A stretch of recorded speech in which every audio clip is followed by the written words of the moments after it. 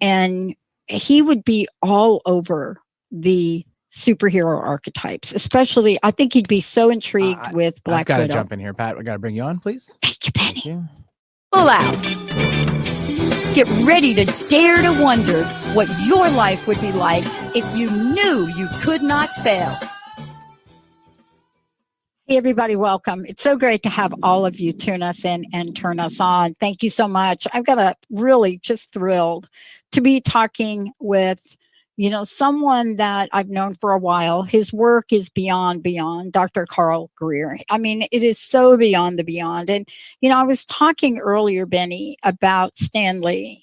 And there are people that show up in life and that they are called. They are called to create so much so that the rest of us can step out, so much that so the rest of us can stand on the shoulders of their shoulders. And that's Dr. Carl Greer, a businessman, a philanthropist, retired Jungian analyst. Boy, we could talk about Carl Jung like a lot.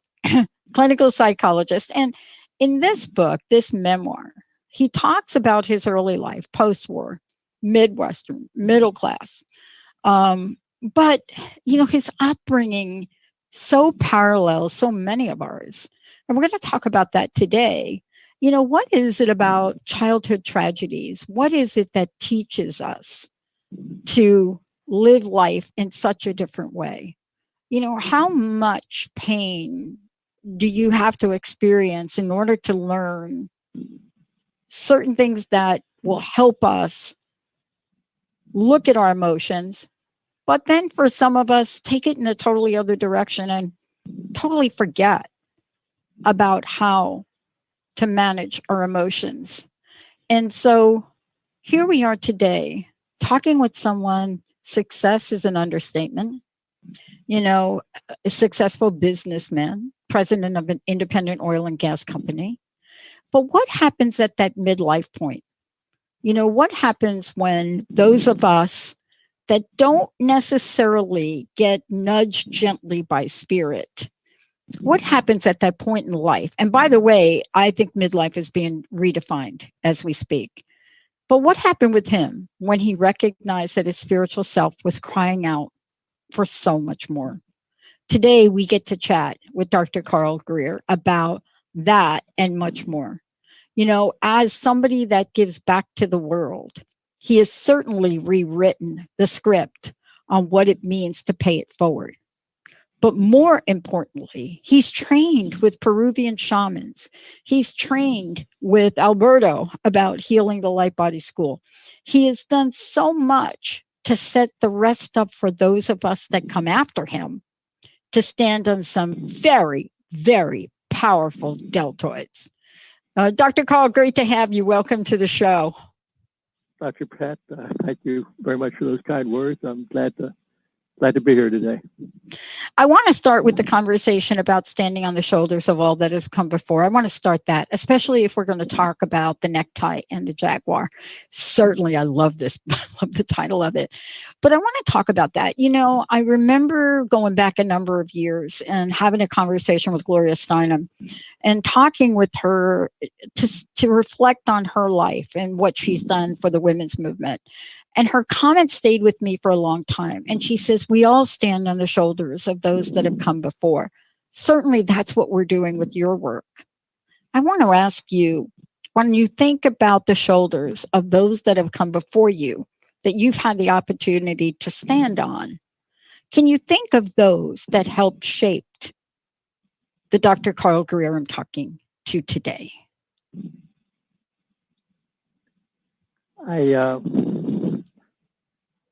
You only know who you know in your life, and I would say that my parents, even though I had different relationships with each of them, and with my mother not for too long, I certainly she was part of who I am, and in some ways, my maternal grandmother was somebody who was very important to me. And then I've had teachers that have made an impression on me. Mm. Then in the field of psychology, people with whom I worked as an analyst when I was in training, and also people with whom I worked, people that I was seeing as a psychologist. I mean, they had surprising influences on me.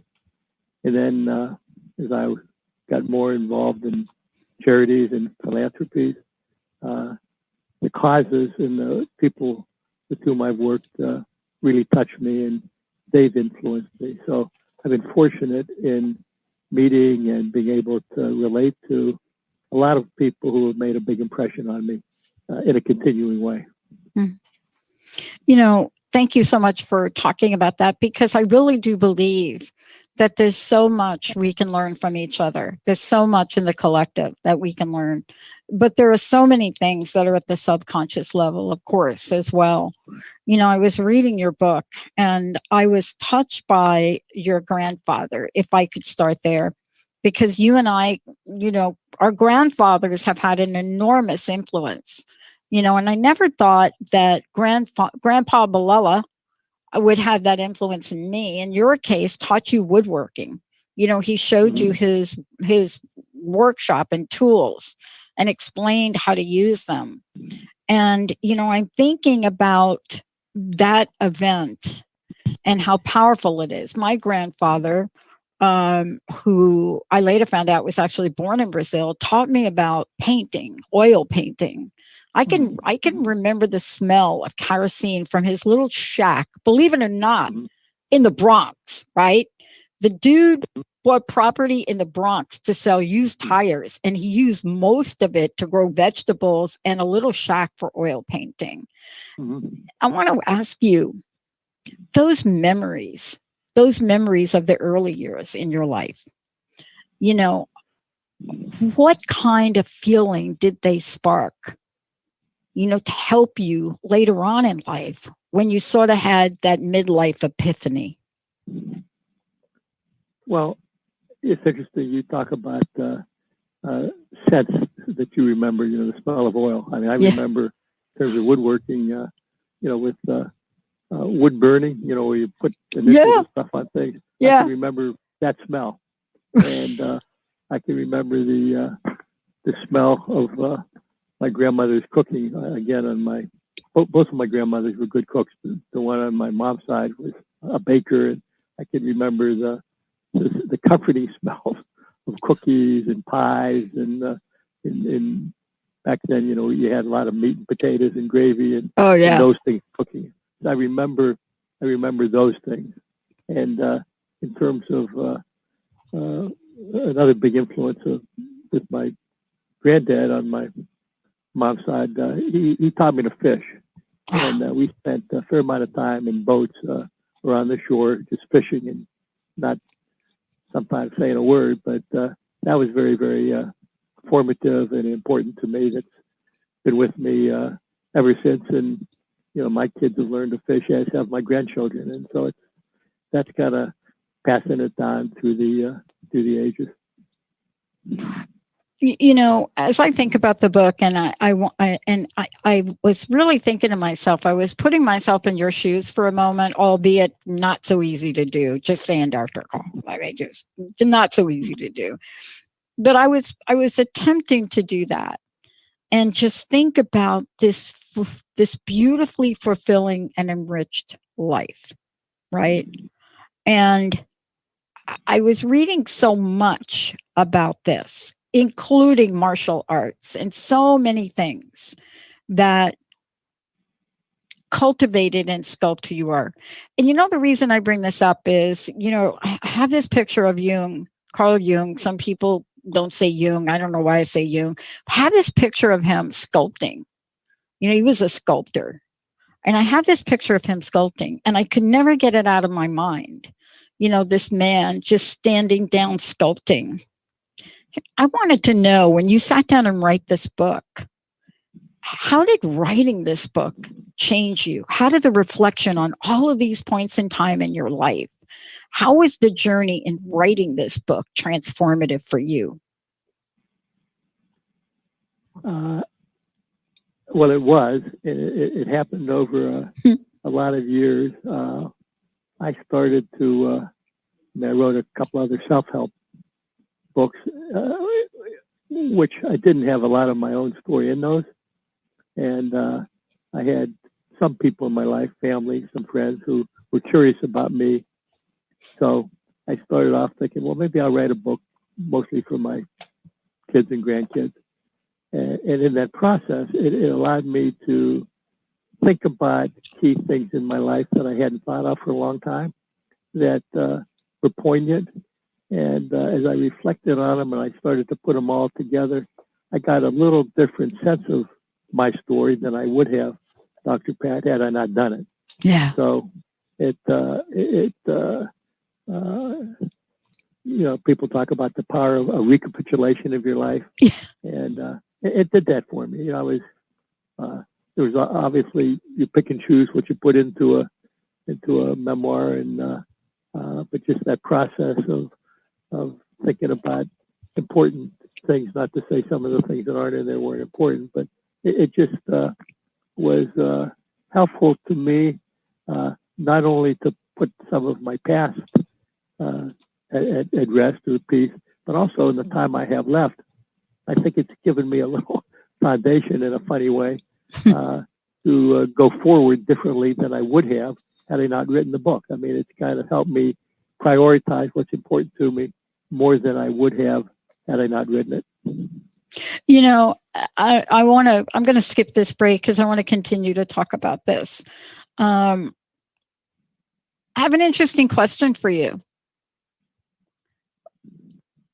If Carl Jung were here now, you and I both have a relationship with Carl Jung, Dr. Jung. If Carl was here now, Dr. Jung were here now, what might he say about the archetypes of the necktie and the jaguar? Well, he was a very deep guy, so it might not have been the surface thing, but it might have. I mean, neckties are constricting, and Right. jaguars, unless you have a little sense of the Inca mythology, you might not know all the meanings that come to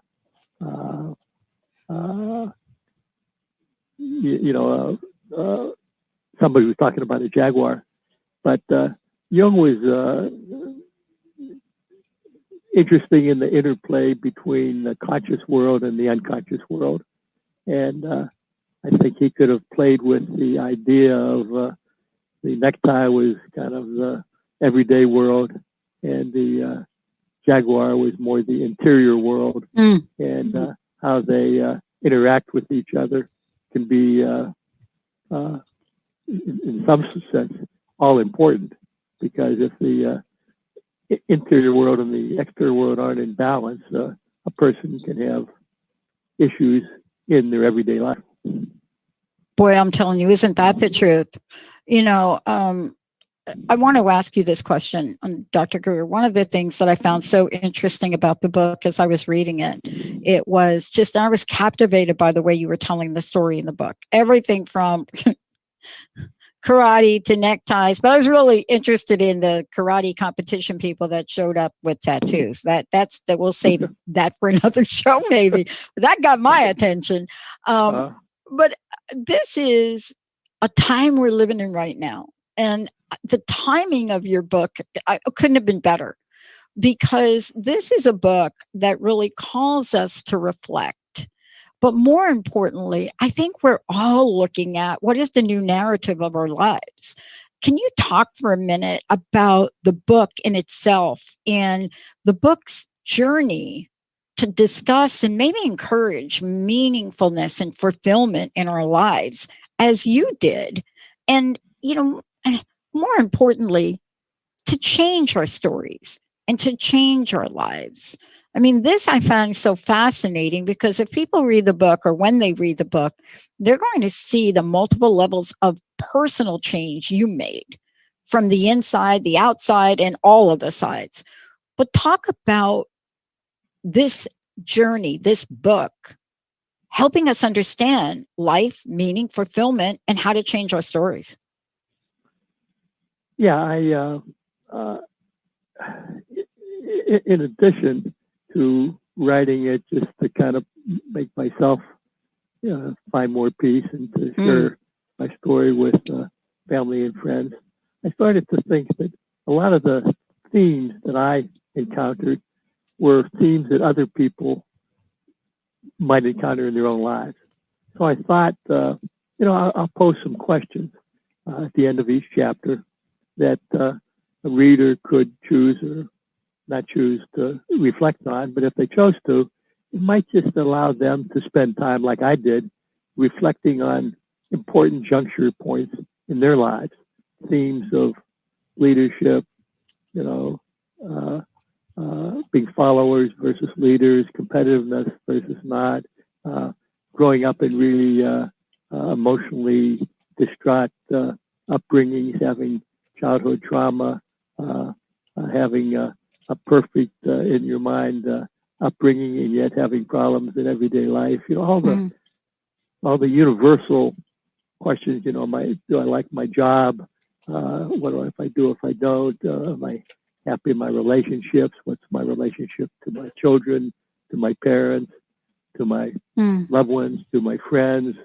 It's just all the life issues that I was confronting. I thought, well, maybe some readers may want to reflect on those things themselves with the questions that I pose as a springboard for reflection. So that was one of the things that I was hoping that could happen for some readers. And for me, I had a pretty scripted life. I grew up in the Midwest. My parents came from relatively humble backgrounds, and my dad had a job with U.S. Steel, and we were in the steel industry. And I, based on my childhood friends and my parents' friends, thought, if I graduated college, got a job in a factory or a mill, and had it for 45 years, and could support a wife and family, and take some vacations, go to church on Sunday, maybe play sports. That would be a good life. And in many ways, it is a good life.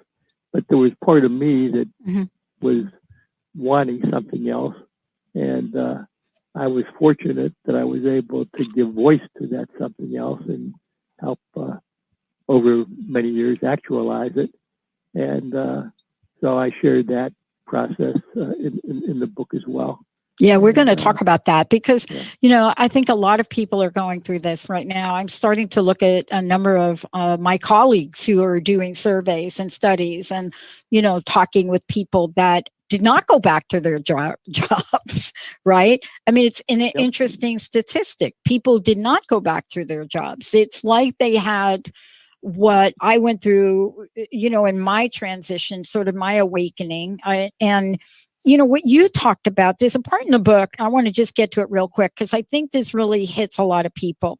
There's a part in the book, where I think it's in the working with all the moving parts part of the book. And it says, my internal drive to get things done according to my schedule sometimes kept me from spending as much time with people as I should have. For example, engaging in collaborative thinking about how they could accomplish a goal, right? But then you say something interesting. On the other hand, I was also aware that it was appropriate to have limits to each interaction if I was going to manage effectively. Wow. I could take that those two sentences out of a lecture I sat in with Peter Drucker. I went to Claremont. And we were allowed to sit in the Peter Drucker classes, although all of the psychology people really weren't allowed to talk, right? You could come in and you could sit in the back, but 3 hours, the man never moved. But I love that. This was an art to learn about how to manage people, give people enough time, but not be intrusive in productivity. And I started to look at that and I thought to myself, wow, there's that part of who we become based on childhoods that are not so great, where I think we learned that skill from having a traumatic childhood. I don't know. What do you think? Yes, I think I laid the emotional groundwork for it. But one of the teachings for myself was it's not always this or that, or all of this or all of that. Just like in looking back, I wish I would have been more patient, better listener. But at the time, being a boss, it served me to try to get things done. And so I didn't dance that dance as well then as I might have who I am now. But you kind of, but I didn't have that awareness. I was kind of driven by a different drummer at that time, and so I think we're fortunate if we can take time to reflect, Dr. Pat, and make those course adjustments as we go along. And I think it's a question of to do that, you have to have intent to do it, and kind of an act of grace with the higher power, however you think about that. Yep. I don't know what it is about age 41, but I want to talk about, parts of the book where you beautifully describe not only what your journey is, but they're really takeaways from every chapter, from everything you put in here. Everything from right tactics and right timing, but especially patience. And I want to talk with you about patience for a minute, because I think that learning patience, let me just put it differently. Given where we sit today, had things not changed here in the past couple of months, people's patience were wearing thinner than thin. And, I want to ask you, is patience a spiritual journey? I think so. I mean, like all, you can, it's how you perceive it, who's doing the looking. And you can, three different people can look at the same set of facts and it would have different meaning to them. I'm in the context of your question with you right now, seeing patience to me has slowed me down, allowed me to be aware of other things than, kind of the monkey chatter in my head, and therefore get in touch with other parts of myself and maybe other parts of life that I wouldn't have had I not been patient. So in that sense, it's very spiritual. And it's a practice. I mean, how do you slow down when you're kind of programmed, as I was and still am in some ways, to keep doing a lot of stuff? And but I'm better at it than I was, and it has been, it's taken time and effort to do so. So yeah, I believe, and I'm affirming what you said. I think it is a spiritual practice. This book is, first of all, I just love to read the step-by-step, pathway you've taken. I want to take a short break, because when we come back, I want to talk about what happens in our 40s. Now, you and I happen to have 41 as like a thing, like 41. Maybe it happened before 41. But there was something about 41, not 40, not 39, not 43, 41. When we come back, I want to talk with you about those pivotal moments, the moments where you realized, or maybe it wasn't like a moment, but you had like an awakening. There was something about your uber successful life, right? Something about everything that was happening that just seemed like it might not fit anymore. I describe mine as walking out of the house one day, out of a very big house I owned, an executive thing with a big car garage and the whole deal, dressed in my little AT&T suit with the bow ties. Can you see me there? And walking out of the house, right, with heels on, getting ready to leave, and took one last look in the mirror, as I always did. And I had a moment where I was unrecognizable to myself. We're going to take a short break when we come back. For those of you out there, the Necktie and the Jaguar, memoir to help you change your story and find fulfillment. Dr. Carl Greer. The way of the warrior. What does that look like?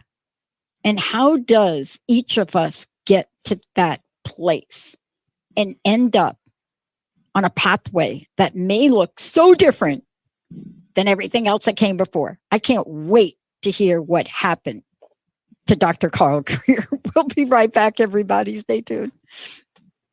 Okay, we're back.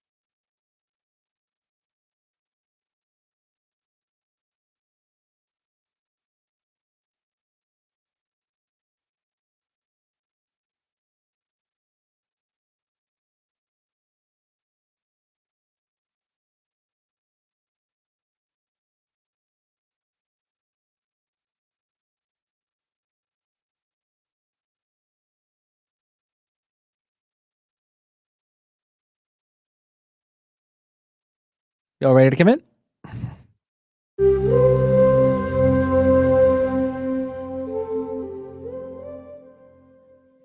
Hey everyone, welcome back. Hey, look, if you want to find out more about Dr. Carl Greer, please check it out. Go over to his fantastic website. And it's simple, Carl Greer, GREER.com. And you can sign up for announcements. And that's where you also will be able to find the book. The book is available pretty much, Amazon, Barnes and Noble, independent stores, I believe. But this is the deal. Also, this next part of our conversation is about changing the story.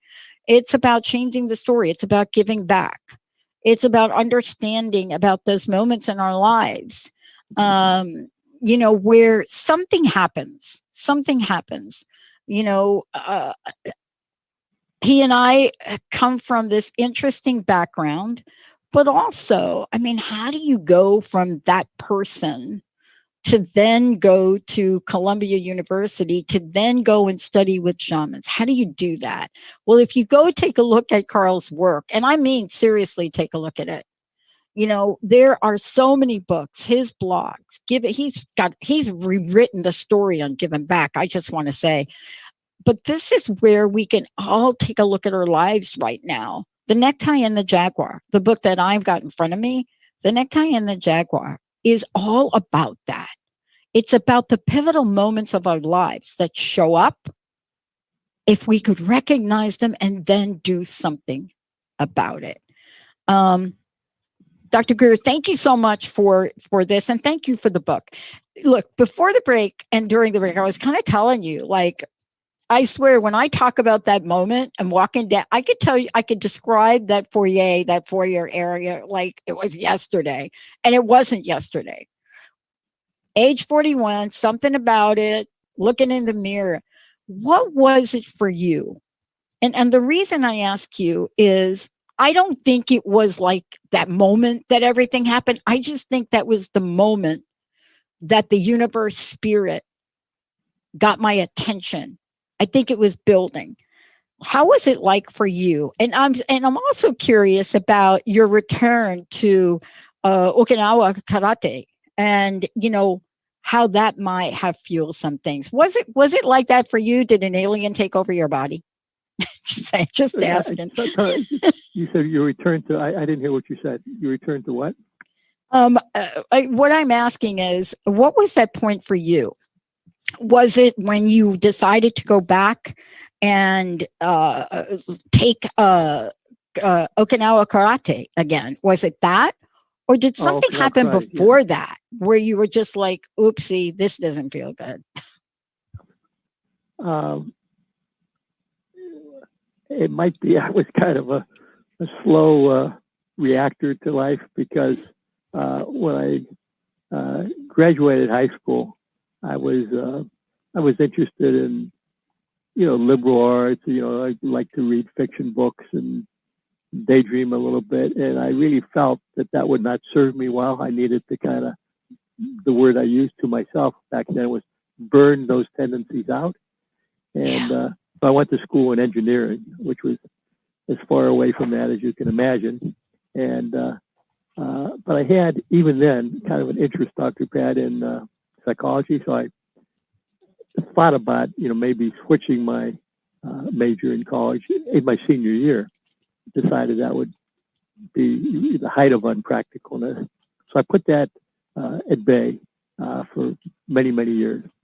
Went to graduate school, got a degree in business. I taught at Columbia in business, and then became a businessman for many years. But I still had this part of me that thought, maybe I'd like to give vent to the spiritual side of me, maybe study about psychology. I thought that would be a means to that end. And just didn't think it was practical. I thought it was kind of a dumb idea, and I kept telling myself that until it just kind of became more and more powerful in me to try it.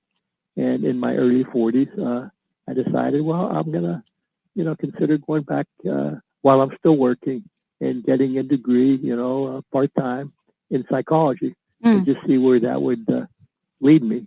And ultimately, I wanted to be a Jungian analyst, not knowing much more about Carl Jung other than that he was in myths and stories and fairy tales, which I used to like to read. And we were talking earlier about Marvel comic books. I used to read those as a kid. So I like stories, and so I associate that with Jung, not realizing that there's a lot of things you have to do to become a Jungian analyst, not the least of which is have some training in psychology and be analyzed yourself.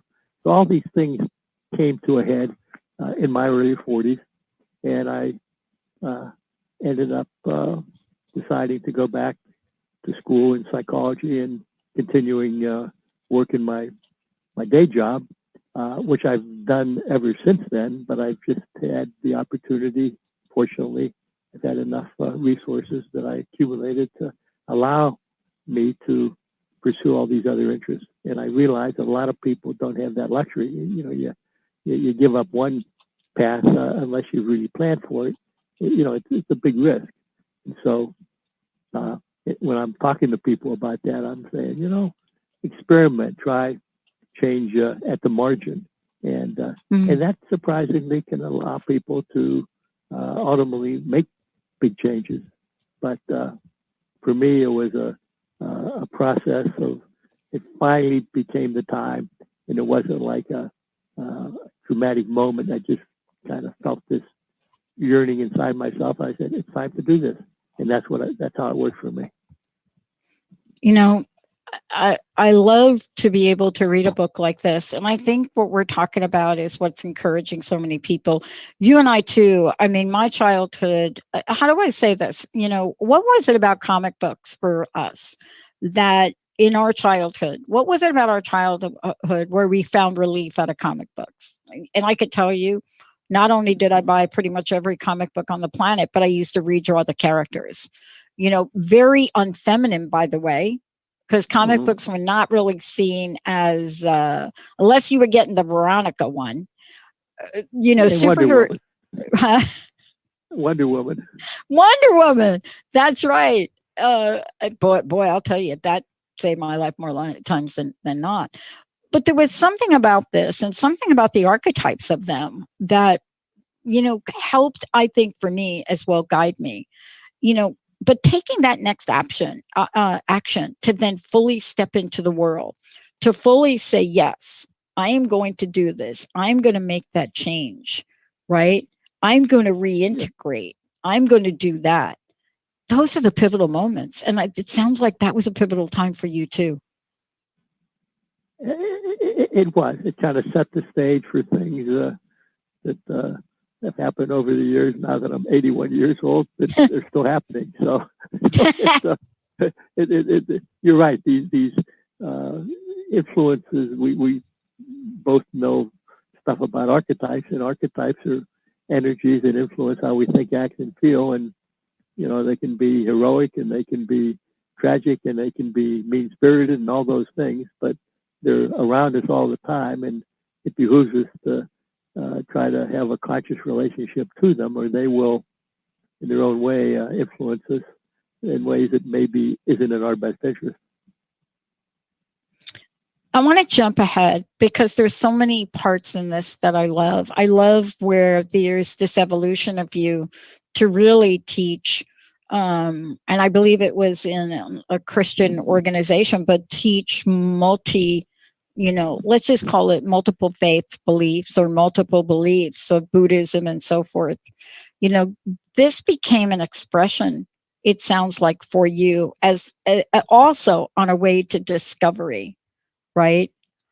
And I want to ask you, this beautiful integration. I have three friends, a rabbi, Muslim, and, Pastor Bob, and they created Interfaith Radio. And I was always fascinated by it.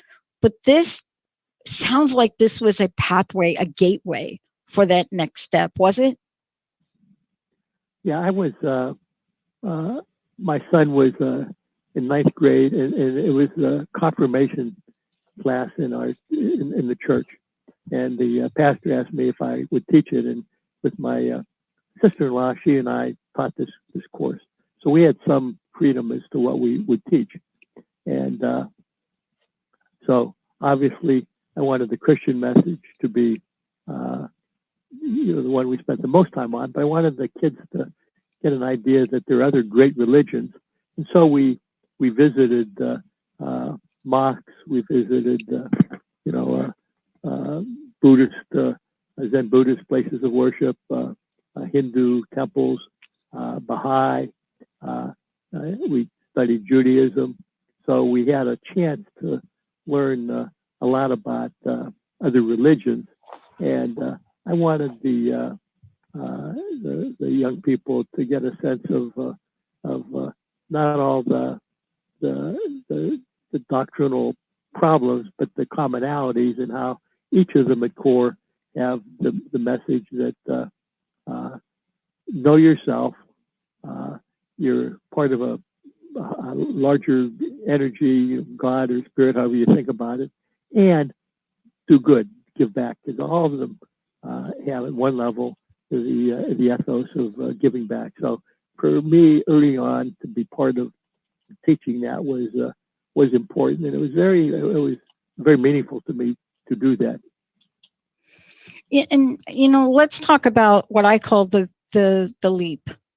And maybe the leap is from the necktie to the Jaguar.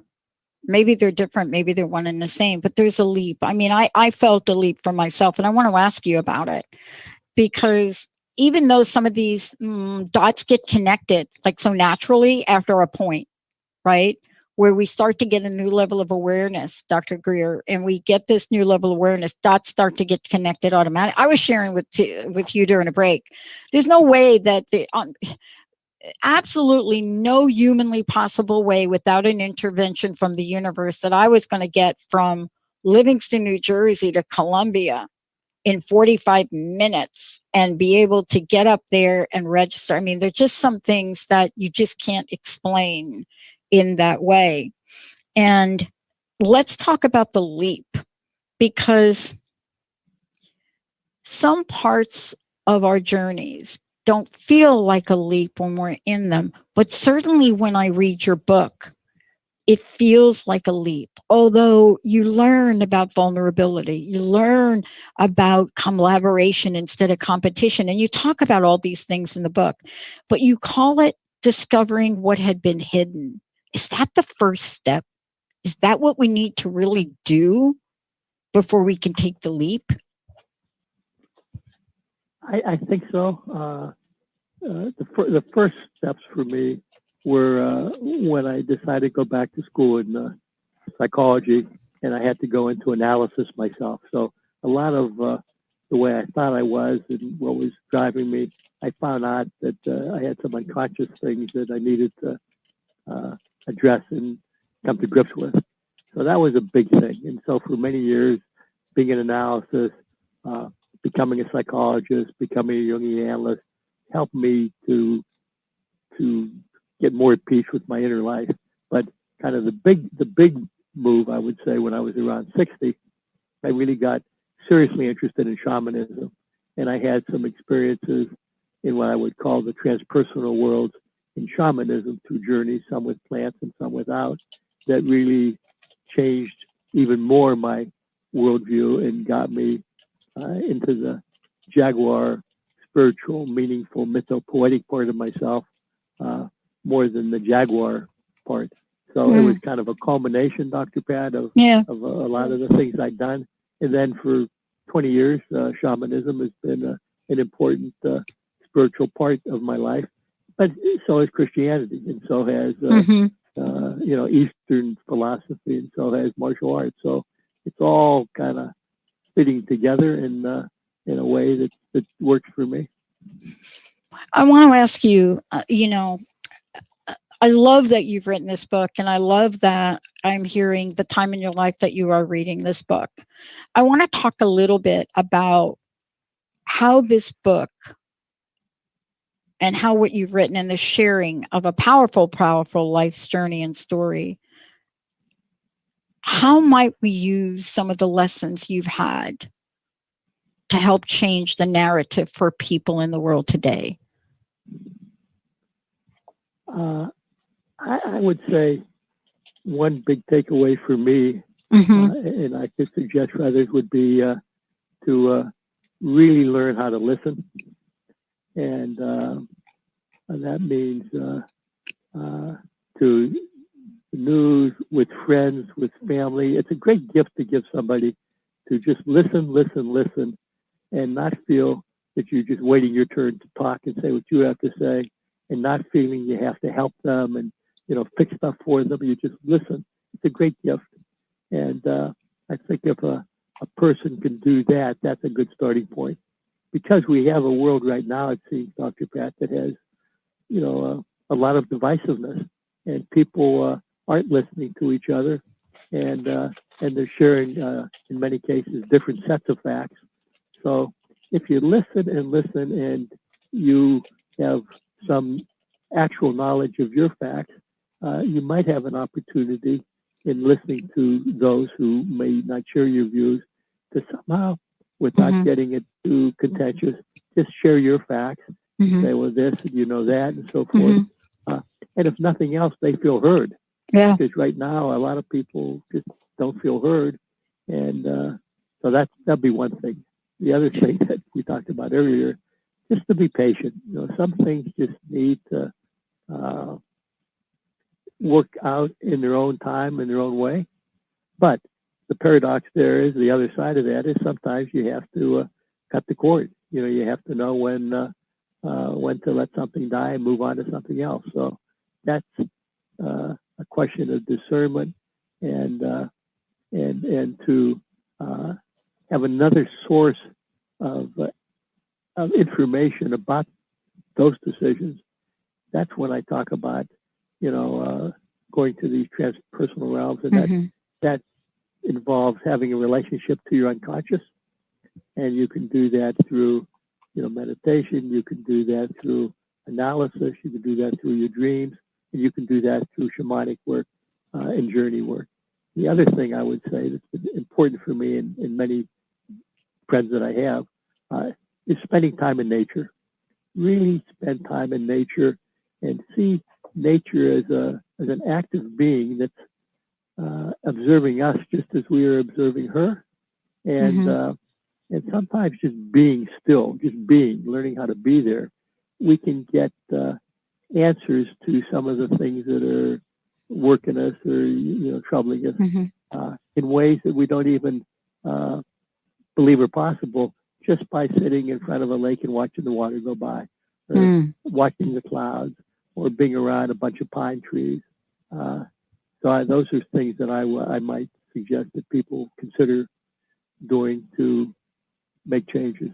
Listen better, be patient, spend time in nature. The other part of this that I love is, there are two parts of this, Carl, that I just want to talk about. One, I'm really struck by one thing. And, we've heard this over and over again. So many people whose names we know looked at their lives and jumped in the deep end of the pool. And, it doesn't matter who you look at, whether you look at Georgia O'Keeffe or whether you look at Colonel Sanders. There are people that just did not let time become the predictor of their fulfillment in life's pathway. And I'm really struck by the Jaguar's call, right? And studying with Alberto as well. And certainly, early on, he was one of the first people I interviewed way back, and was so struck by that work that it shifted my direction, not only of the show, but my own personal life. And I want to ask you, when the Jaguar calls, how do you answer? Well, in this particular situation, and this is where you get into the kind of the mystical. Alberto and I, two of us, were doing some work together. He is a friend. I taught in his school, and so we were doing some work together. And he had given me a stone to work with, in which he had said, there's an energy of a jaguar that a shaman many centuries earlier had put into the stone in a sacred place, maybe Machu Picchu. So you had the energy of the stone, the energy of the jaguar, and the energy of the shaman, all kind of in this rock. And so that was, and so as we're doing the work, the stone in my hand started to throb in the eyes of the object, and it started to move, literally. So I'm seeing this, he's seeing this, and so feed it, because energetically, when you get into these realms, these things can feed on you. And so I sprayed it with Florida water, and I felt then this, that the life is bigger than you can think, and there's realities of which we are a part that we don't even realize. Right. And so this connection to this thing other than me, and the things that got set in my energy body, and that night and another many times to follow, I think in some ways kind of rewired me. Yeah, that's so, I'm different, and it's allowed me to be less constricted, which was the necktie, in ways that are hard to describe other than what I'm something to do now, and allowed me to be freed up to live differently than I otherwise would have, and allowed me to be less acquisitive and more wanting to give back, because as I've gotten to the end of my life, I really, I spent a lot of time acquiring things, but now really I'm spending all my time, how can I get rid of them in meaningful ways in the time I have left? So it's interesting. And I think, Dr. Pat, the shaman work has been an impetus to all that in ways that I can't necessarily describe, all the means ends to it, but it's certainly been, you come into this life with nothing and you leave with nothing in some ways other than your acquired experiences. And so to try to make a difference with what you have in terms of my knowledge, my energy, and my money, and that's what I'm trying to do in the time I have left. And I love that I asked you that question. I mean, first of all, Dr. Greer, thank you for joining me here today. There's so much. I mean, I could go on and talk with you about it. But, part of this is so important, these moments. I mean, I never thought in a million years that my boss sending me out in 1997 on a vision quest with the woman, Sidonia Cahill, so that I was supposed to steal her ideas. Never would have done it, by the way. But that thing did for me the way you're describing. And I can't describe it. When people ask me about it, I can't describe it. My very close friends, I've been able to read from that journal for those that really want to know. But that's the energy and the juice that I read in your book that really brings you forward in order to help us all create a better world. And I wanted to thank you so much for that. I want to thank you for writing the book to inspire us to do more in the way of creating a better world. And, thank you for all of that. I would love to know, what's your personal message? What would you like to leave us with? And thank you again for bringing the story to the forefront. Well, thank you for having me today. And again, those kind words. I think we all have a chance to write a new story, even if we have a few weeks to live.